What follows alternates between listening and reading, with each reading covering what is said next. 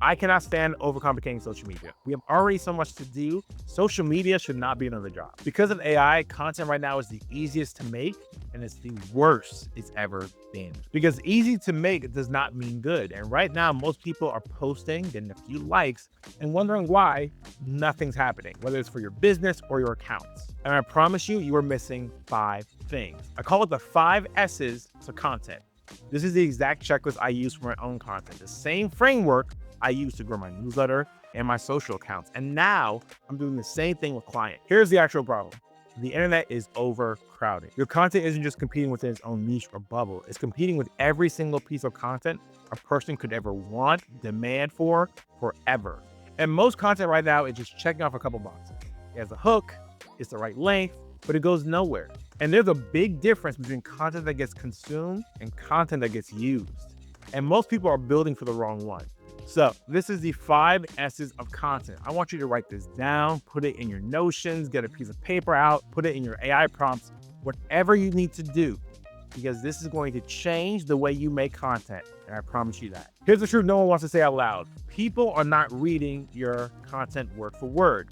They're scanning. They're opening it on their phone with 3 other tabs open. They're watching TikToks on 2x speed and are half listening to something in the background. Attention spans are not short, they're cooked. Quick test. When's the last time you read a caption all the way through? So if you're writing walls and walls of text, long captions, dense newsletter paragraphs, anything that has 0 breathing room, you are writing to an audience that has already scrolled past your posts. I learned this the hard way. I used to give these detailed breakdowns and had flat engagement. Then I started adding bold callouts, line breaks, white space, visual hierarchy. That way people skim for information, but the deep readers get full context. Your content works the same way.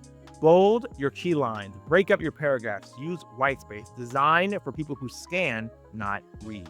Number 2, savable. And before I say this, I want you to think about the last 5 posts you like on Instagram. Likes are passive. You double tap mid-scroll and then you keep going. But a save is a completely different decision. I don't know about you, but my save folder literally looks like a Pinterest board. I got day ideas, AI prompts, video hooks, frameworks, clothing, everything I want to come back to. That is content you plan to use. A save means I found value in this and I'm coming back. It's a bookmark.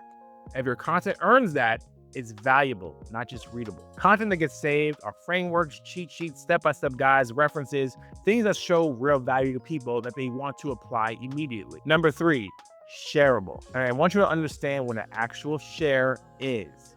I don't think most people do. A share is a cosign. When someone reposts your content, DMs it, or drops it in a group chat, or clicks share the story, they are putting their stamp of approval on it. That is trust earned, credibility, and most importantly, a share takes your content to people you could have never reached on your own. Think about the last thing someone DM'd you. What made you send it? Was it relatable? Was it funny? But I doubt it was a bad post. That's the recipe. It's relatable, teach-worthy, it shows value. Memes do this perfectly, but it doesn't have to be a meme if it's not your brand. Before every post, ask one question. Would someone send this in a group chat? Hey, by the way, if you find any value from this, I want you to hit subscribe and like. I will drop content strategies like this every single week. And if you want even more, subscribe to my newsletter, Content to Commerce. I break down content marketing, social media, personal branding, AI, and much, much more. Number 4 is scroll stopping. This is the S that earns your content the right to be seen before anything else. It could be from your hook, the first frame, text on the screen, a thumbnail. It's not just aesthetic decisions. It is something that captures the user's attention, like a pattern interrupt. I want you to make your hooks bold, make your content have a point of view, and earn every single click. Here's the thing I need you to remember. Stopping the scroll is not the goal. The goal is the 5th S, and that is what I'm going to teach you next. Number 5, sticky. Not just skimmable, not just shareable, not just savable, not just scroll stopping, sticky. You see, that's the difference between good content and great content. Good content gets consumed. Great content, that gets remembered. And the gap between those 2 things, that's called stickiness. It is by far one of the hardest things to manufacture, but it is the only thing that actually builds your brand long term. I want you to think about frameworks, one-liners, phrases you still repeat from videos you watched 8 months ago. You didn't screenshot it, you didn't save it, it just stuck. It becomes part of how you think, part of how you think about things. Maybe you even start using it in phrases when you talk to other people. without even realizing it. That's what I'm building towards with every piece of content. I want my content to live in your head rent-free. Not in an annoying way, but in a way where you're at a conference, you're talking with someone, maybe they're talking about content strategies, and you're like, okay, so there was like these 5 S's of content. That's stickiness. When creators stop being someone you follow and start being someone who changed the way you think, that's when your content makes real impact. Sticky content doesn't get watched, it gets adopted. People don't just consume it, they repeat it, they reference it, they build on it. One memorable framework can travel farther than 100 polished posts. Here's the thing, you can make content skimmable, savable, shareable, and scroll stopping just by following the right frameworks. The sticky, that comes from genuine points of view. That's the type of thing that only you have the way of explaining. Like, it's the concepts people come to you for. That 5th S, I promise you, is going to build your brand. That, my friends, is the goal. So here's exactly what I want you to do after this video. For every piece of content that you create, before you even post it, I want you to run it through these 5 questions. 1, can someone scan this and still get the main point? If not, I want you to add bold text, white space, break it up, make it skimmable. 2, is there something in this they want to come back to? A framework, a system, a reference, a gem.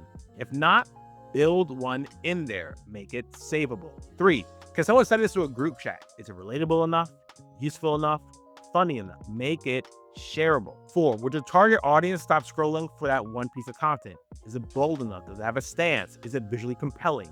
Make it scroll stopping. And 5, is there a one-liner, a phrase, or a framework that gets people to say, wow? Make it sticky. Okay, now this is a bonus tip just for my YouTube audience. The next time you use AI to help you make content, I want you to paste this into the chat. Rate this concept on 5 criteria. Is it skimmable, savable, shareable, scroll stopping, and sticky? Score each of them 1 out of 10 and tell me what I'm missing. I built that rubric into my own prompts and it changed the way I make content moving forward. That, my friends, is my 5 S's of content. Skimmable, shareable, savable, scroll stopping, and sticky, right?